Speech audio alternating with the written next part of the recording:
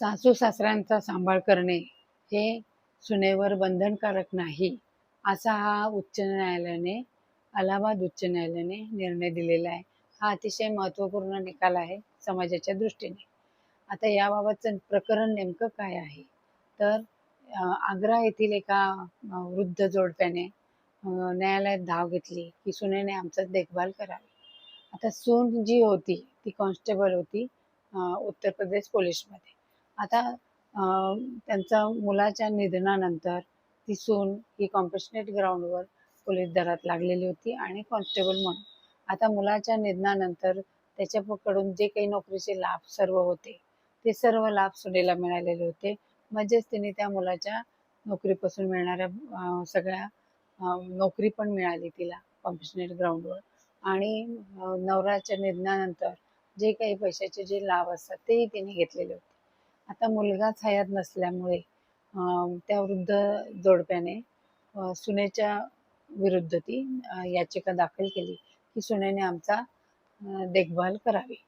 आता अलाहाबाद उच्च न्यायालयामध्ये जस्टिस मदन पाल सिंह यांनी या वृद्ध जोडप्याने जी काही याचिका केलेली होती देखभालीची ती फेटाळून लावली. याचं कारण काय, तर BNSS मध्ये 144 जो सेक्शन आहे आणि CRPC 125 सेक्शन, याच्यामध्ये देखभालीसाठी कोण क्लेम करू शकतं, तर याच्यामध्ये पत्नी, मुलं आणि आईवडील असे हे लोक क्लेम करू शकतात.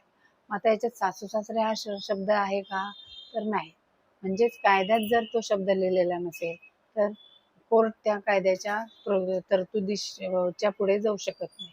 म्हणून मग हे जे आपले माननीय जस्टिस आहेत त्यांनी वृद्ध दाम्पत्याने जो काही अर्ज केलेला होता, सुनेने आमची देखभाल करावी कारण तिला सगळे मुलाच्या निधनानंतर सगळे फायदे मिळालेले आहेत, नोकरी मिळाली आणि त्याच्यापासून मिळणारे पैशाचे फायदे मिळाले आणि आता मुलगा नसल्यामुळे सुनेने आमची देखभाल करावी असा तो अर्ज होता.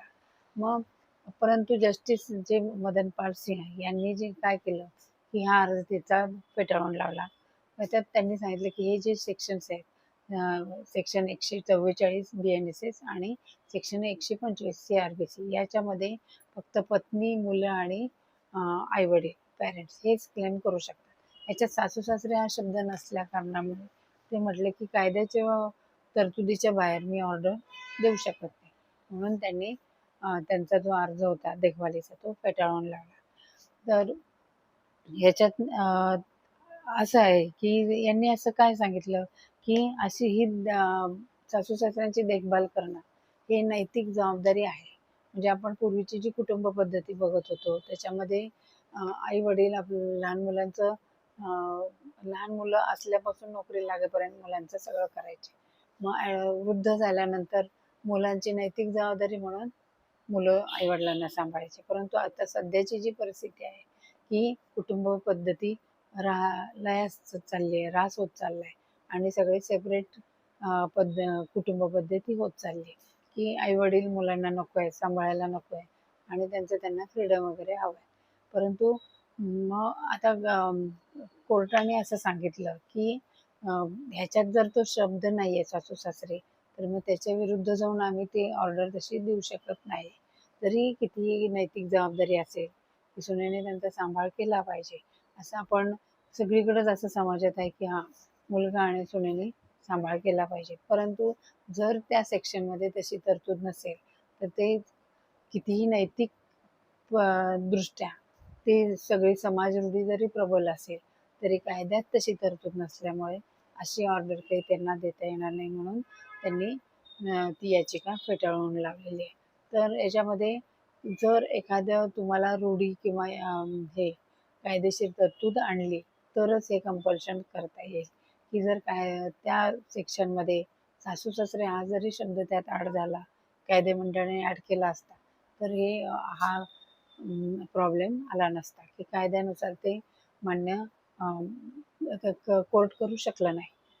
तर ह्याच्यात कायदे मंडळाने जर अशी तरतूद केली की सासू सासरे सुद्धा त्याच्यात ॲड केले, पत्नी, मुले, आई वडील आणि सासू सासरे असं जर त्याच्यात लिहिलेलं असतं तर सुनेवर ते बंधनकारक असतं की त्यांचा सांभाळ केला पाहिजे.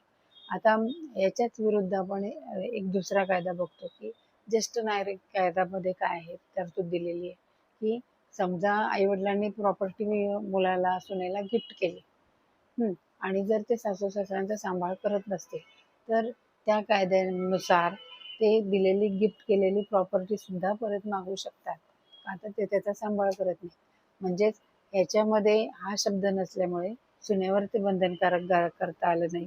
परंतु या ज्येष्ठ नागरिक कायद्यामध्ये अशी तरतूद आहे सेक्शनमध्ये की समजा तुमची प्रॉपर्टी दिली पण त्यांना दिली तर ते तुमचा सांभाळ करत नसतील तर ज्येष्ठ नागरिक कोर्टात जाऊन तुमची प्रॉपर्टी ते परत मागू शकतात. कारण त्यांना त्यांचा हे फायनान्शियल सोर्सच तो आहे की ते तिथे त्यांच्या भरोश्यावर गेले पण ते भरोश्याला पात्र नसतील तर ते त्यांची गिफ्ट केलेली प्रॉपर्टी सुद्धा परत मागू शकतात.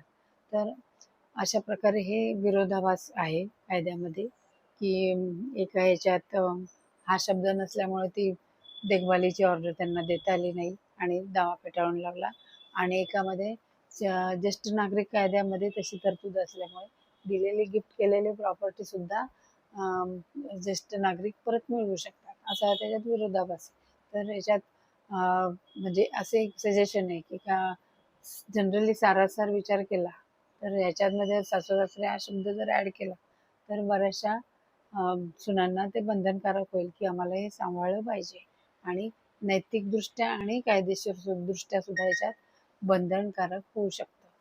तर अशा प्रकारे हा व्हिडिओ आवडला असेल तर लाईक करा, शेअर करा आणि सबस्क्राईब करा.